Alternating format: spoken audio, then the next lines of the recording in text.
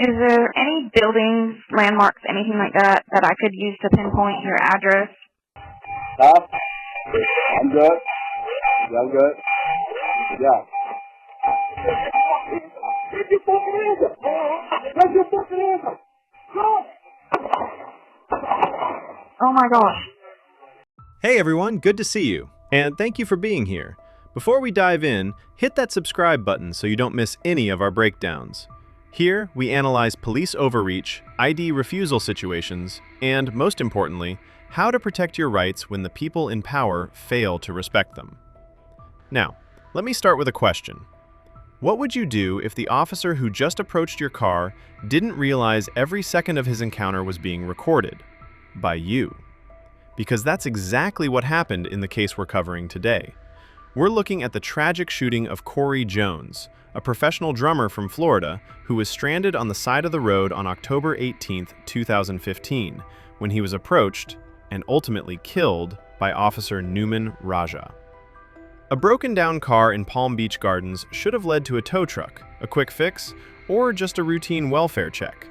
But instead, it turned into one of the most shocking police encounters ever captured in real time.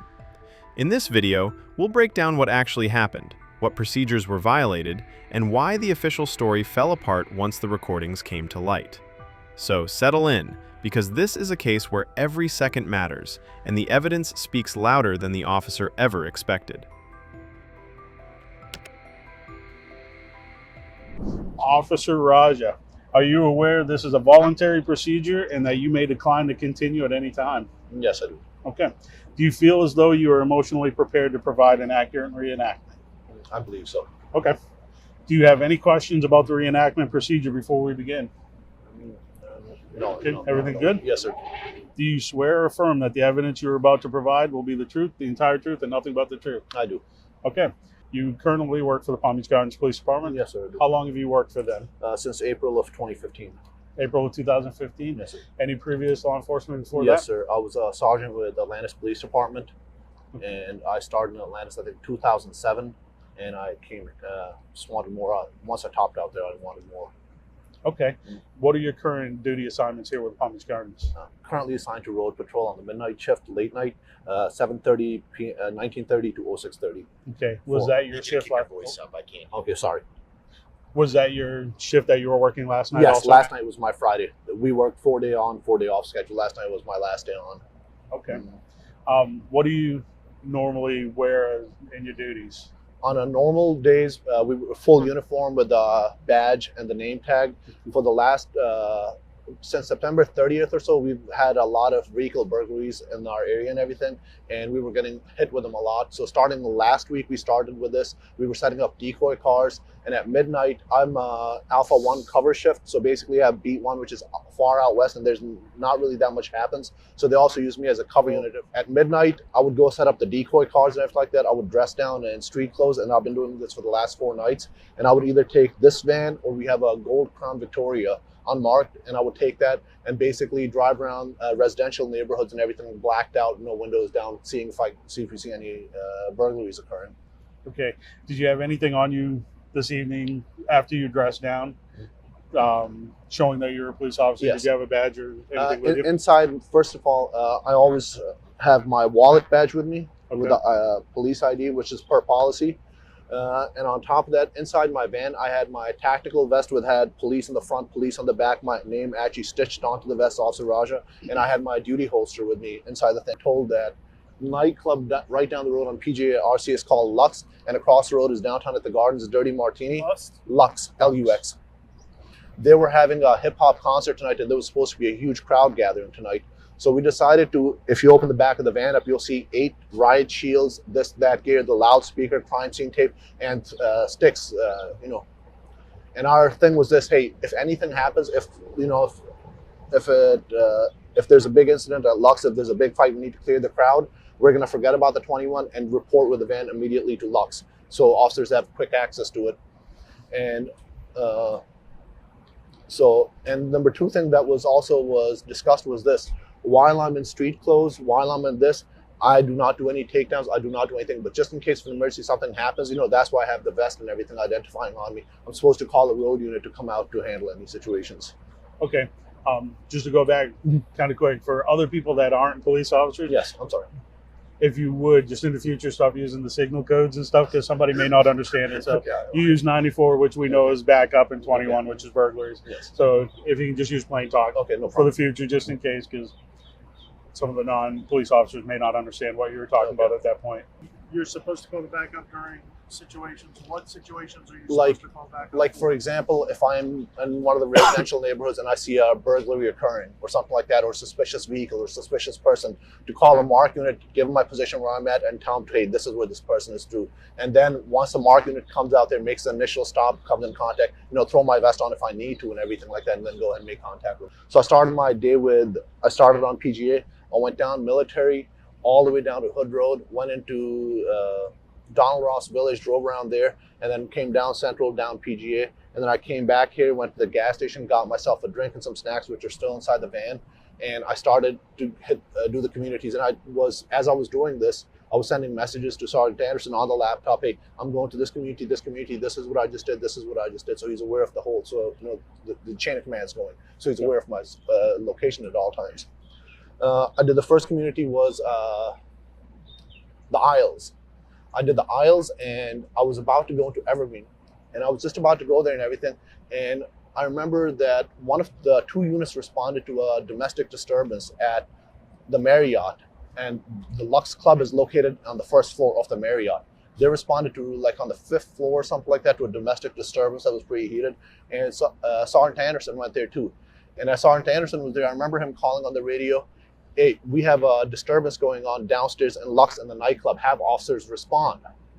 So you kept on hearing different officers. I had the radio on, like, officers, I'm on the way. So in my mind, I'm like, okay, this might be that call that, it just might break loose. So let me take the van, get out of where I was at, and start heading down in this direction to be close to it, just in case if something broke. I have the riot gear, everything like that we discussed about. So I turned on from Military to PGA, and I was going eastbound on PGA. And as I was coming here and everything, I saw this vehicle stopped here, didn't see anybody inside, nothing. And I called out, I believe, on the radio. And I said that I thought it was a disabled vehicle on the side of the road or an abandoned vehicle. So I saw this vehicle and everything. And I was like, okay, I've got this vehicle on the side of the road, and, I'm going to check out with it, make sure everything's okay. And, when I drove past it, I could not see anything, any occupants inside the vehicle. Or if you drove past it, which way? Eastbound. Okay. Eastbound. So I went down to the next light right there. I made a U-turn, came in here, and as I was coming, I was like, it's like, all right, it's just an abandoned vehicle. This is the on-ramp. I'm just gonna pull in front of it like this and park in front and put my flashes on, dispatch the tag to see if I can see the owner. Maybe they walk the gas station or have it towed, do what we need to do. But it's like, and this is where I'm kind of like kicking my. It's like, it's like thinking about hindsight. It's like our, golden rule. It's like, always act like a vehicle's always occupied. Never take that chance of, like, it's a vehicle not being unoccupied. If I knew the vehicle was occupied, I would never put myself in a fatal funnel situation like this by pulling in front of it. I didn't think there was anybody in there. And as I got close to the vehicle, and the door swung open, and this guy jumps up, and I immediately got out of the van, and he's like, I'm okay, man.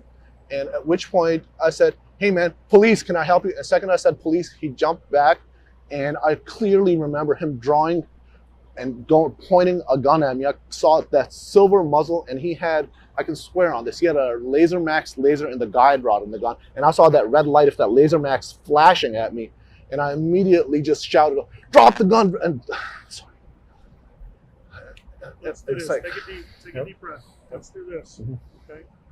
Do you need a drink? No. Okay. Sure. Listen, I want you to take your time. I want you to be open. Yep. Listen, why don't we You want to walk? go over Can here? you go over here and show us where you were when this happened? Absolutely. Now, when you got out of the van, which way did you go? In front. This is just like how Okay. it is. Yeah. Oh, okay. Go ahead. And, I immediately jumped out and I came right here. And at that point, I didn't have what I had on me. The only thing I had on me, because I was in plain, like, my gun was still inside, my duty gun, my vest was inside, and the only thing I had was my backup gun, my department approved backup gun, in a waistband holster inside with a shirt tucked in like this. And I immediately said, hey man, police, can I help you? And at which point, that's when he jumped back, and I saw him draw the gun right at me right after I said the word police, and it was just, I kind of got, like, caught with my pants down at that point. And it just, immediately it's like positive. Mhm. It's just like, your family flashes in front of you, your kids flash in front of you, and you're just, and just immediately I drew down. I was like, drop the gun, and he didn't. He was right there, and I remember pulling the trigger, I think 2 to 3 times, and he started running, and as he was running, I had my cell phone and I dialed. And I still remember putting my code in, and just like this, I had the gun, and I'm keeping an eye on this guy. And I put my code in, dialed 911, and I called dispatch right away because my radio was in the van. Corey Jones was standing beside his disabled SUV, calmly speaking with roadside assistance, completely within the law. According to official records, he was still on that call when Officer Nouman Raja pulled up in an unmarked white van, wearing jeans, a t-shirt, and a baseball cap.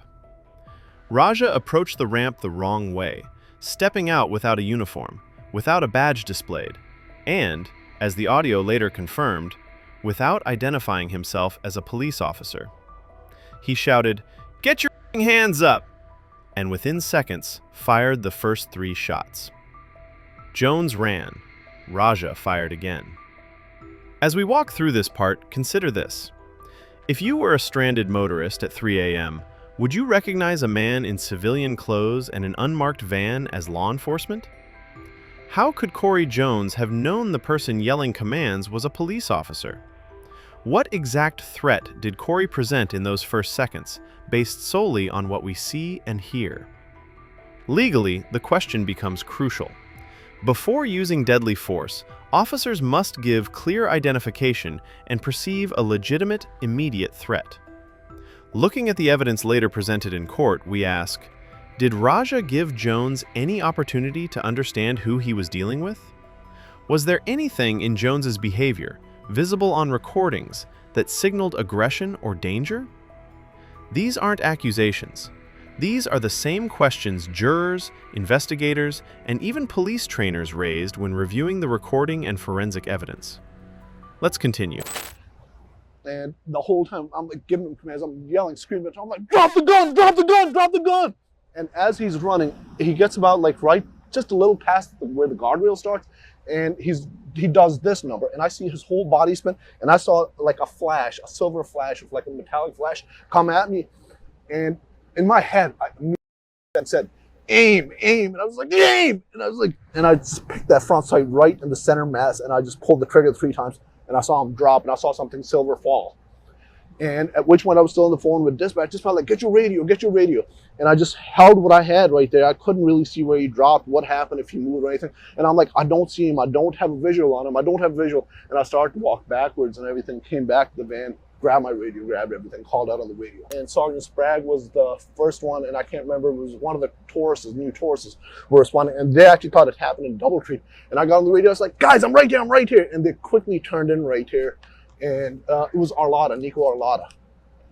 And Arlotta had his rifle slung up in Sprague. I think I'm like, guys, I lost sight of him right there. Do me a favor. Yes, sir. I want this is for you. I'm I want sorry. you to take a deep breath. Yep. Okay? At any time, did that individual fire at you? Do you know if the gun went off? I don't, honestly. I was screaming at the top of my lungs. I was screaming, dropped, and the only thing I can think of was like I'm saying drop the gun. I announced myself as, what the fuck is this guy pointing a gun at me? What the it was.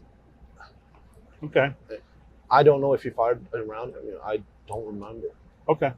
At any point, did you have any contact with that individual? Any kind of personal contact? No. When you were walking up? No, as again, like he jumped up and he said, "Hey, I'm okay," and I said, and I came out and said, my exact words were like, and I made sure I was speaking loud. I was like, "Hey, man, police, can I help you?" And immediately he does a step back and kind of like boom, and just draws the gun. It's basically, if you're standing right here, do you mind if I? Absolutely. Where was? Sure. Okay. You said you got out of the van here. You had indicated Immediately. earlier you put your flashers on. You said something about putting your No. flashers on. That my game plan as I was coming from PGA Okay. was this. I thought it was a disabled vehicle, so I was going to pull in front of the van, in front of the SUV, and put my flashers on, walk out, and see what's going on, and call out the tag and call a tow truck Okay. if I needed to get the vehicle removed. I thought it was a broke down vehicle. There was nobody in it. Okay. Is there a reason why you stopped here instead of pulling up? Because the guy jumped out. He jumped out as Exactly. while you were in the car. He jumped out. He jumped out, and I immediately jumped out too. You were dressed exactly like this. Exactly. Nothing more, nothing less. Exactly. Except the Exactly. radio mic? Exactly like this, and I had my holster, which was covered. Was it was covered? It was covered, When wasn't you it? have your gun in your waistband, is it No obvious ball. that you're carrying a gun? There's no big bulge. There's I have a big stomach, so it kind of overhangs over the holster. Were you wearing that same hat? Exactly, just like this. I know. I know when he had the gun pointed at me around the car and everything, I fired. I know that. Do you remember exactly where he was at when he? And let me go back. You said that you got out, you jumped Yes. out, and you came around here. When did the gun come into play, and where did it come from? See, he jumped out immediately. He said, "I'm okay, man." He said, "I'm okay, I'm okay." And I said, "Hey, man, police, can I help? Can I help you?" And second, I said, I remember. Don't touch it. Oh, okay, Yeah, don't exactly. touch. I'm not touching Go near anything. it, No. just don't touch. I remember clearly seeing this. The gun was right here. I remember seeing it above the door level, and it was in this area right here, pointing at directly at me. And I remember seeing it was a silver gun. I could clearly see the hole of the muzzle, and I could see that Laser Max laser in the guide rod flickering. It was like flickers, red on and off, on and off. Okay. So he was in this area. Yeah, right he was here. in this vicinity, somewhere Right on. in this vicinity. I'll probably say about here. Okay, so somewhere between number 1 and number 2. Yes. Safe to say this is where you. Yes, sir. And that's when you initially came into engagement. Well, like verbal engagement or Well, actually you had spoke to him. When did you specifically see the threat? right around this area? Because as it was happening, I still remember I was in this area and I said, "Hey, man, police, how can I help you?" And I said that clearly. And when I said that, and he immediately just jumped, and I remember this action right here, the handgun on me. Then he started running in this direction right here, just as you could, Which like- side of the guardrail? on the western side of the guardrail. So he's in onto the grass? On the grass, yes. Okay. He started running on the grass, and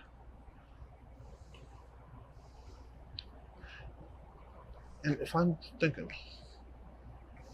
and this is where I grabbed my phone and I started running after him with my gun still pointing in his direction, screaming, and I was on 911. I was yelling. I was like, "Drop the gun! Drop the gun! Drop the gun!" And I was screaming at the top of my lungs. What was he doing at that point? He was running, and right when he got about, I think it was,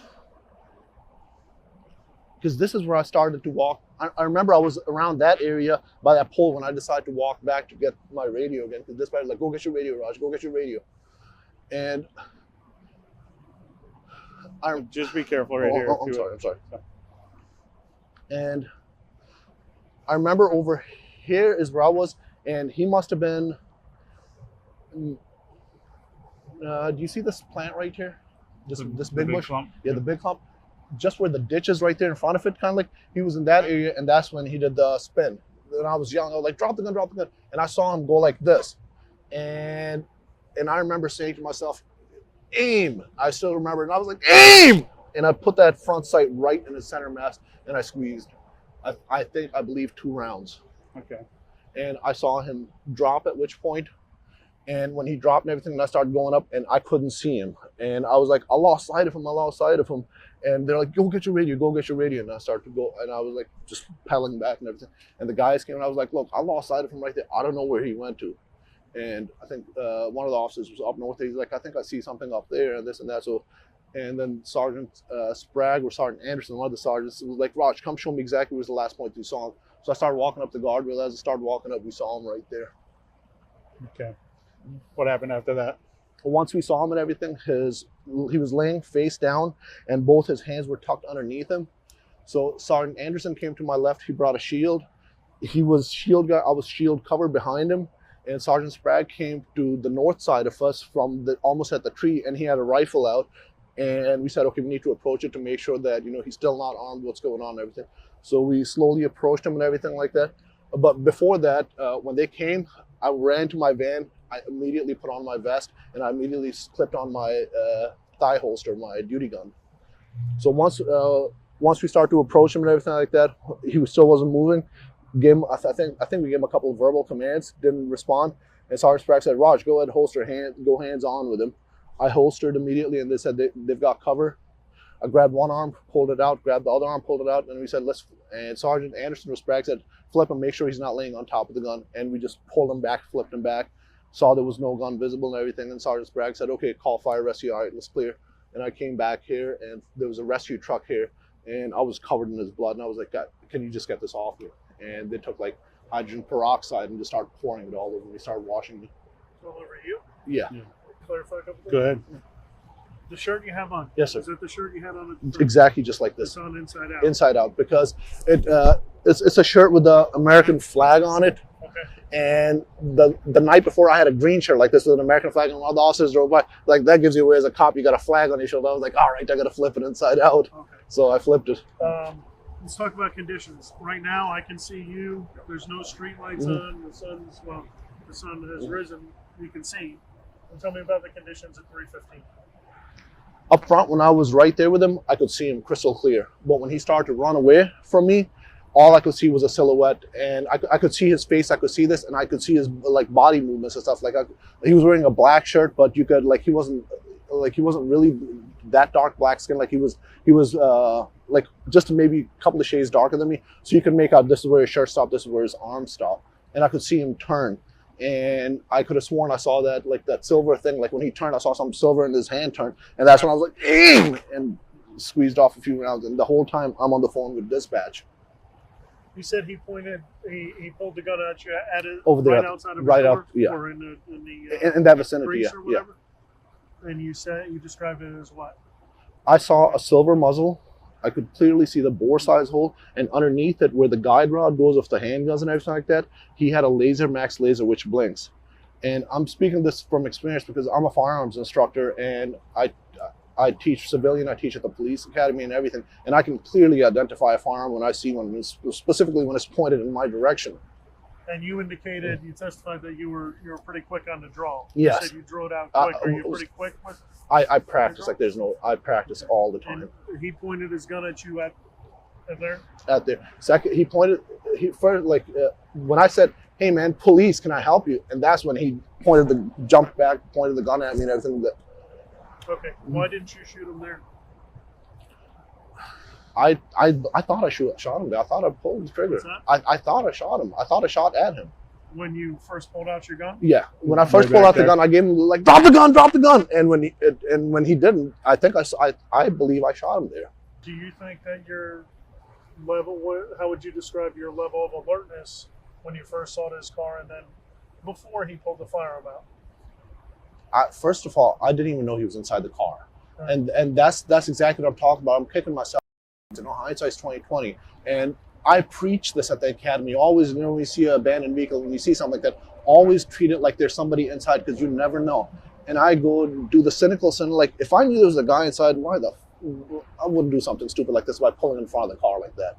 Because I drove by, there's nobody, and I made the U-turn, and I'm watching, there's nobody inside the car. I'm like, oh man, they probably ran out of gas, walked the corner gas station or something like that. So let me just pull in front of it. I'll put my flashers on and everything. Hey, call out the tag, call out the, like it's a broke down vehicle and everything, see if it needs to be towed or what.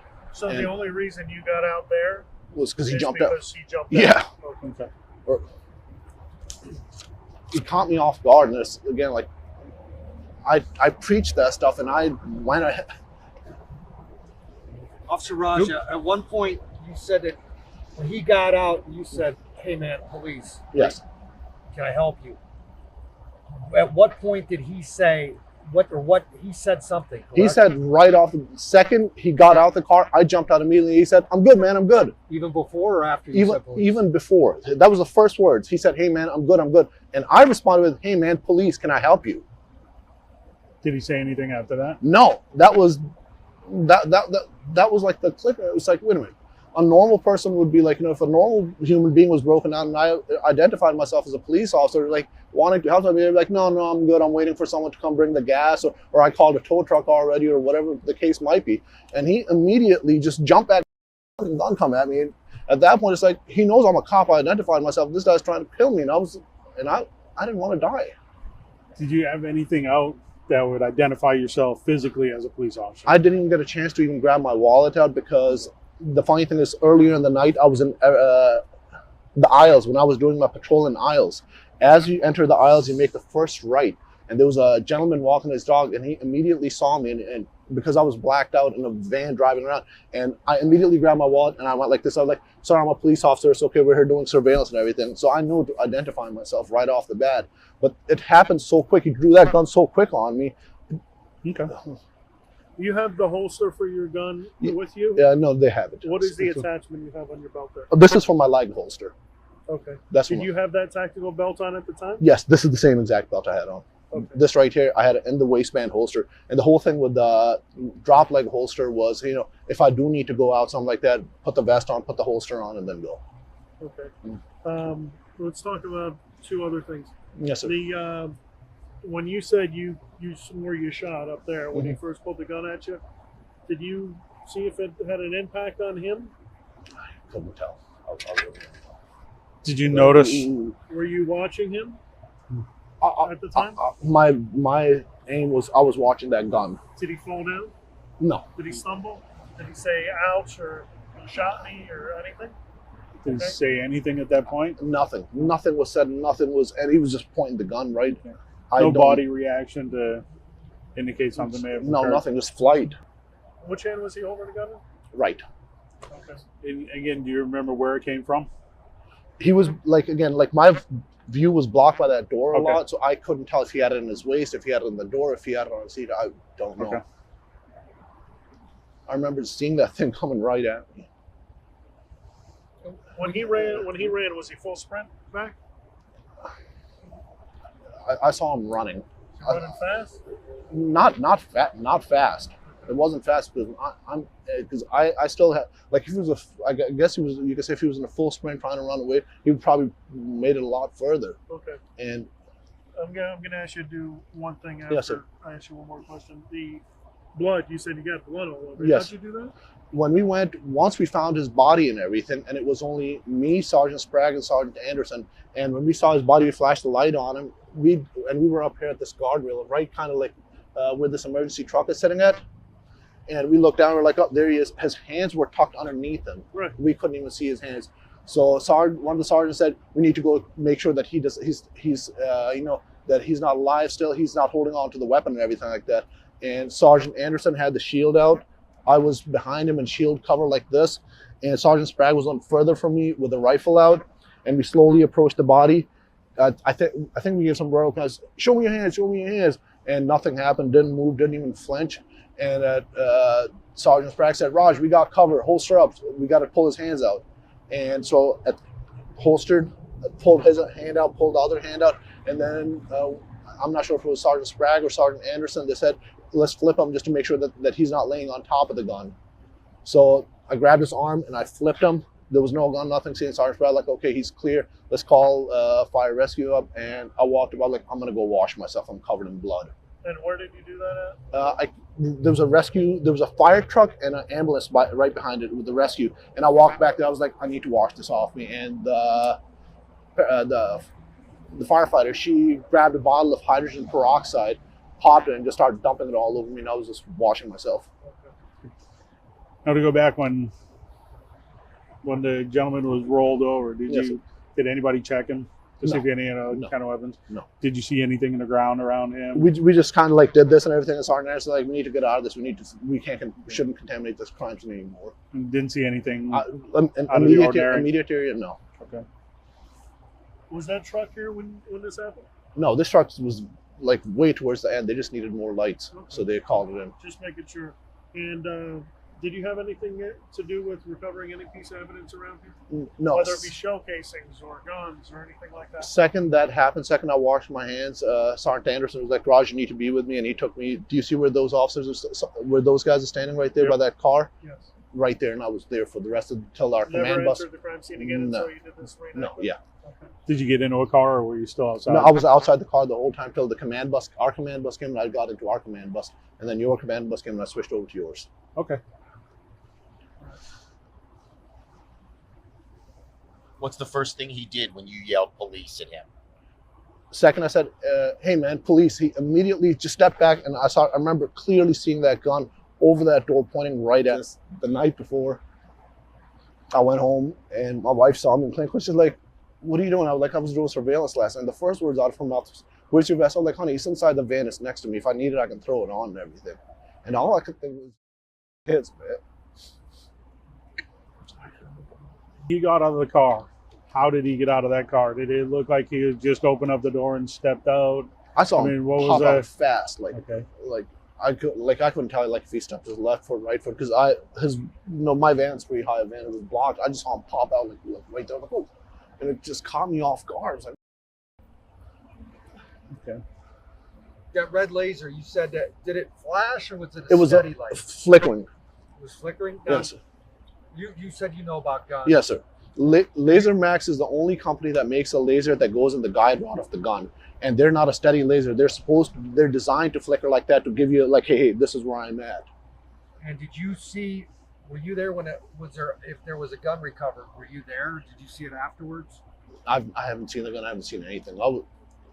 Again, like, after we got the body and everything, after I washed my hands, they immediately took me over there, and I've been there the whole time. Now, you said you saw the laser. Did you see the end point of that Oh, laser at any point?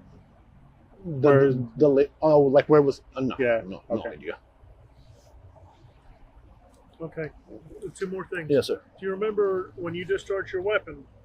You said you believed it was down there. Uh-huh. Did you discharge it anywhere? Yes, I discharged it, and this is what I'm saying. It's like when he was running, and I was going after, I was yelling, I was like, "Drop the gun! Drop the gun! Drop the gun!" And I'm yelling at this guy to drop the gun at the top of my lungs, and I see him do one of these numbers come back, and all I remember saying to myself in my head was like, "Aim!" And I even yelled, I was like, "Aim!" And I put that front sight right into the black silhouette, and I squeezed again. Do me a favor, as best you can, the same thing. Approximate where you were. Oh, again, sorry. Oops. Oh, yeah, you went. Probably have to say somewhere around. Come up to about almost here.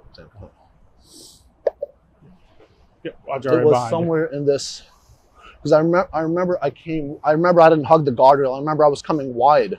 and I remember yelling "aim." So it was in this general area. General area. Okay. At which point was he pointing the gun at you? He was running backwards and it turned. He was running. He was running from me, and he did one of these numbers. Where? Where was he at that point? Yeah. Can we? Yeah, absolutely. Go.